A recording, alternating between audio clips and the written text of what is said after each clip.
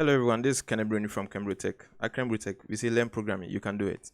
So in today's tutorial, we are going to look at media queries. What we are basically going to do is we are going to look at a more practical approach to media queries. So for instance, if you have a website like this and you have a nav bar, many a times we see this. So media queries is going to make our website responsive. And by responsive, this is what I mean.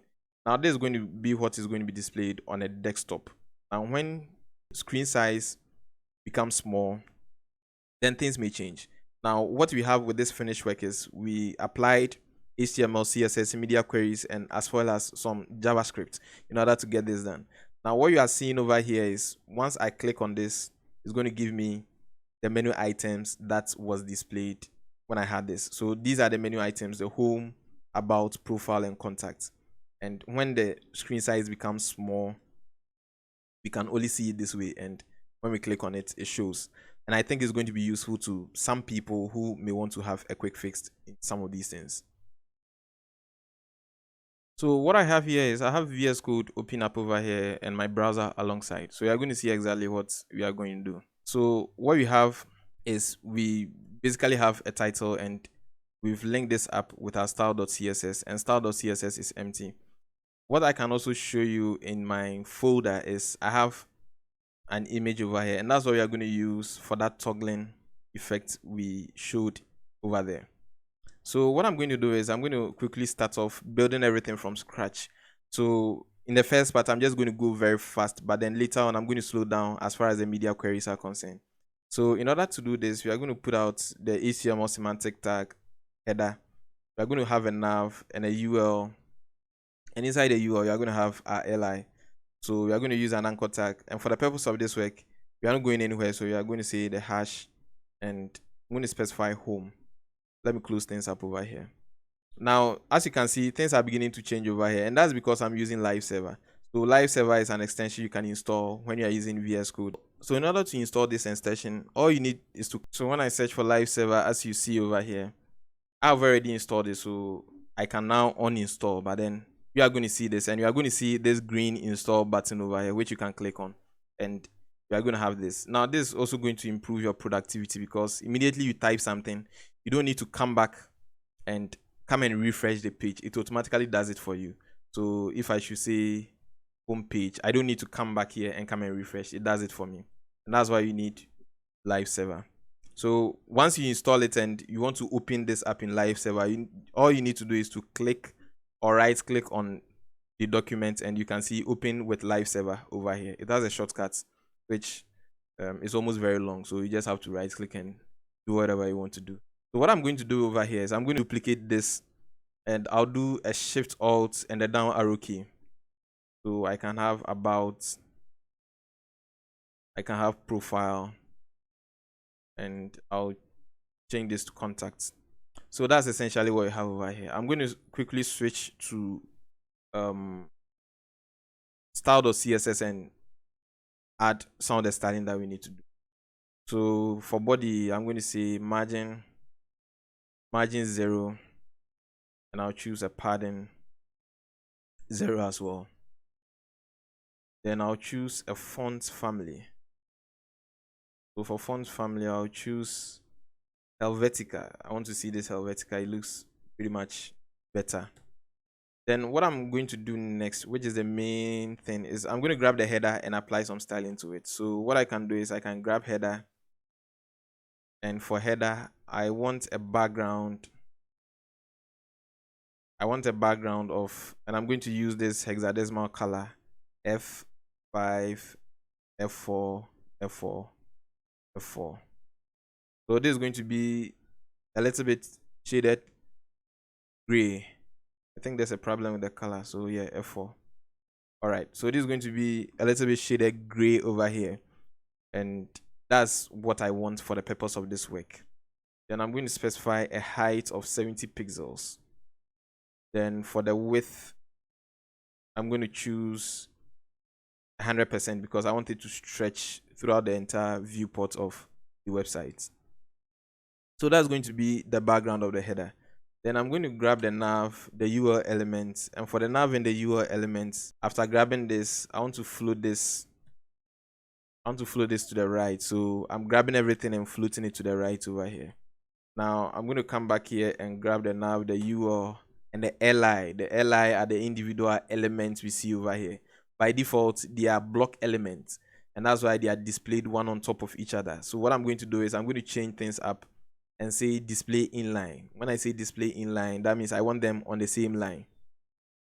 Then what next I'm going to do is I'm going to grab the nav, the UL, the LI, and the anchor tag. So for this one, first of all, let me change the font size to about 25 pixels. So when I have 25 pixels over here, you can see the font size has changed. I'm also going to change the color to black. So color black we see over there. Then I'm going to do text decoration. And for text decoration, I'm going to say none. So text decoration none is going to take away the underlining style out of it. Then I'll say padding because I want an internal distance in between them. So for padding, I'm going to say 20 pixels. And that's essentially what we have. So on a full screen size, this is what we have. And on a small screen size, if I should shrink this further, this is what we have. So clearly you can see that some things are beginning to look a little bit funny over here. Because on this mobile screen view, things are shaking up some way we don't want it.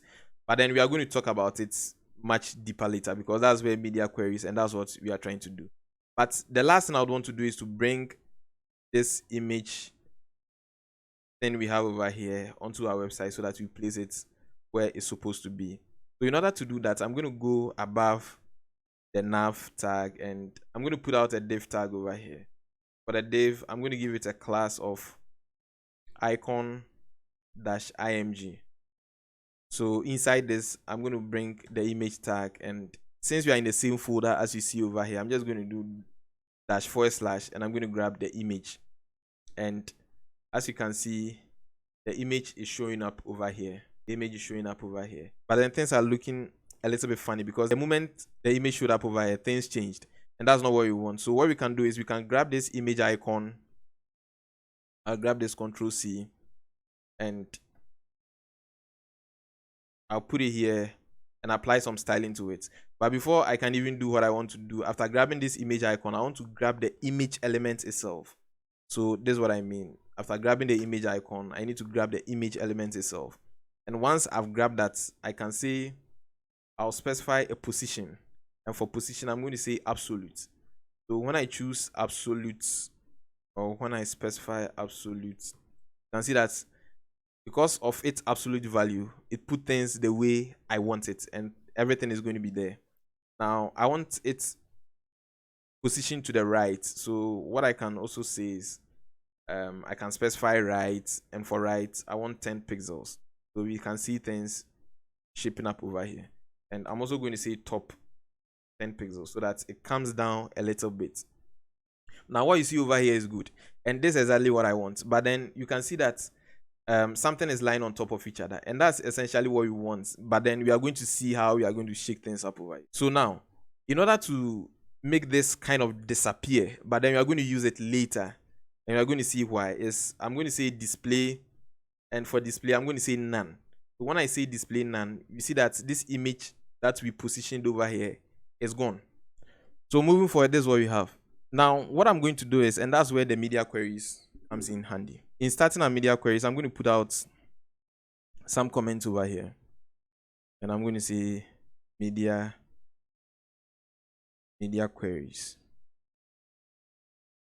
So for media queries, this is how we put out a media query. We are going to use say at, then we do media, then we put out a parenthesis, and we are going to specify the width of the screen size. So over here I'm going to say max width. So for max width, I'm going to say 768 pixels, and I'm going to put out and open things up over here. Now essentially what media queries are doing over here is we are only trying to put out different type of styling at different viewports or screen sizes. And what we want to do over here for now is we want to grab this image element we see over here, and when we come here, as far as this screen size is concerned, we want to display it, or we want to show it up. So as you can see, if the screen size is below 768 pixels, we are going to see this image over there. But then if it becomes bigger, then we are within or we are above this range. Okay, we are above this range. What it means is we don't want to display, so the display becomes none. And when it becomes small over here, that's what we see. Now, where exactly is this coming in from? And we can do a right click and click on inspect. And there's a shortcut, that's Ctrl+Shift+I. So when we click on this over here, this is our website, the responsiveness. And that's what you see over here. So when we click on this, we are going to see different screen sizes of some mobile devices. So for instance, when I click on iPhone X, this is how our website is going to look on an iPhone X, which is not too good. Now, pay attention over here. We have the width being specified over here, and we have the height being specified over here. As far as what you want to achieve is concerned, you are most likely going to concentrate on the width, and that's exactly what you are doing. So in order to do that, please keep an eye over here. Now, when we shrink these up over here, you can see that we specified a max width of 768. Now we are at 833. So at 768, we are 783, 768. We can see that our image shows up over here because we specify a display inline, and on a full screen or on any bigger screen outside the 768 range, we are displaying it as none. And that's what we have over here. And one thing I would also want to do, as far as this styling is concerned, we can go back what we are doing. Also on this screen size, I want to specify a cursor of pointer. So when I come on this, I can actually point and click on it. It looks better that way. Now, in order to speed things up and get things done very quickly, I'm going to take up the nav, the UI element, and the li element. Remember, the nav, the UI element, and the li element is what is being displayed inline over here. Now, what I'm going to say is I want to display it, and instead of specifying inline, I can say block. So what it means is we are going to see its block over here. Okay, and when the screen size is bigger than what we specified, it's going to be inline. And that's essentially what we did, or what we have done. All right, so in moving forward, this is what I'm going to do. I'm going to also specify a line height. So for line height, I'm going to say 50 pixels. So line height of 50 pixels. That means I want the line height to show up a little bit. Now, what you've done looks good, but then there are some few things we can do. Now, I'm going to say I can grab the nav, the UL element itself, the nav and the UL element itself. And what I can do is I can float this to the left. And when I float this to the left, you can see that things are beginning to take shape. And this is kind of looking like what the final work actually shows. So this is what we see. And later on, we are going to see how we are going to add JavaScript to some of these things and see how things are going to show. So when we click on this, it shows. When we click on it again, it hides. Now, we can also specify a width. And for this width, I'm going to say 100%. So this is what we see, 100% width, and everything, things are not showing up as we want it, but then we are gradually getting there. Now, I'm going to say a background. And for the background, I'm going to choose the color I did at first. So that's what we have over here. So you can see that the entire width, okay, has been covered by this background, the UL element over here. So when things becomes bigger, you see we get these elements lined up in line. When they become smaller, they are displayed block elements and they are floated to the left. And we are now going to see how we can add some JavaScript to make things toggle up and down, as we see over here. So in order to do that, we are going to go back into our HTML document. And this time around, I'm going to open this up very big. And so I'm going to put this up over here. So now this is what we are going to do. So we are going to put out some JavaScript code over here because that's what the responsiveness or the toggleness is going to work out well. So over here in the UL tag, I'm going to give this an ID of menu items. And over here, I'm going to specify an on-click event. So for the on-click event, as far as JavaScript is concerned, this is what is going to happen when the function is called. So for the on-click event, I'm going to specify a menu toggle. And it's going to be a function I'm going to write down over here. So I'll come back down before the body tag or the closing body tag, and I'll put up script over here. So everything we type is going to be contained in the script. I'm going to give it a variable name of menu items because that's what we specified over here. So for the variable name of menu items, we are going to say want document dot get elements by ID. So we are saying that I want to get this element by this ID we specified over here. Okay. So get element by ID, and the ID you want to get is the menu items. So we say menu items. And once we do this, you can say menu items dot style dot max height is going to be equal to 0 pixels. All right. We are going to specify a function over here, and for the function, we are going to say we declare a function and we call it the menu toggler, what we just specified over here. And after doing this, we open this up and we are going to put out the logic over there. So as far as this logic is concerned, this is what you are saying. You are going to say that if the menu items dot style, by default, we are saying that it's supposed to be 0 pixels in terms of its maximum height. So we are saying that if this function is triggered and this function is being called on this icon, so when the icon is clicked, then it is an on-click event, then this should happen. So if the icon is clicked, and if it is clicked, it should first check if the menu items dot style dot max width, if it is dot max height, sorry, if it is equal to 0 pixels like the default over here,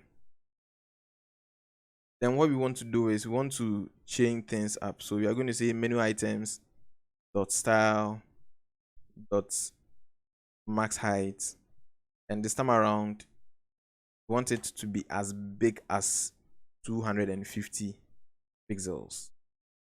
All right, so let's save this and come back into our browser. Now let's shrink things up over here. So when we click on this, you can see that there is some kind of shade that went through it. Okay, the shade over here, it became bigger because it checked it was 0 pixels, and now you are seeing that if it is 0 pixels, we want it to be 250 pixels. In order to see things very well, let me change this background to, let's say, black. Let me change this background to black, and if we come here, come and refresh, by default this is what it's going to do, but then when we click on it, it's going to be black. All right, so we are gradually making some progress. So I'll come back and come and complete this, and we are going to put an else statement over here. Else, all that we want to do is we want to do a menu items dot style dot a max width, sorry, a max height. I don't know why I keep on saying max width. A max height, then we are going to say that should be equal to 0 pixels. All right, so we are almost done. So when we click on this, it should give us some kind of this width over here, which is a 250 pixels. And when we also click on it, it should go back. So that's basically what you are going to see. But in order to make things move a little bit smoothly, we are going to come back here and we are going to say overflow hidden. So for overflow hidden, that means it is automatically going to hide whatever things we have in the URL elements. So it is only going to appear when we click on this. It is only going to appear when we click on this. But as you can see, it looks a little bit sharp as far as the transition is concerned. So for transition, I'm going to say transition. And I'm going to specify a max height. And for the max height, I'm going to specify 0.7 seconds. So this is going to be the transition. It's going to transition to the max height, look or taking into consideration a 0.5 seconds interval as far as the transition is concerned. So this is what we have. And when we click on this, you can see that the transition makes things look much better over here. So this is essentially what we've been building all along. When we are on a full screen size, we can see things look normal over here. But then when our screen size becomes small, so for instance, this is a phone or this can be a tablet, then we can see this toggler icon over here. We can press on this and we see our menu items shown up over here.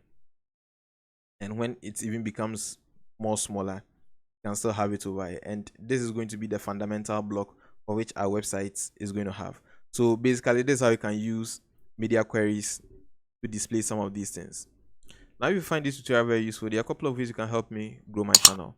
Now, first of all, I want you to subscribe to KenBroTech and click on the notification button so that whenever I release a video, you'll be notified. So kindly share this video with friends and people who you think may find this content very useful. At KenBroTech, we say learn program, you can do it. Bye-bye.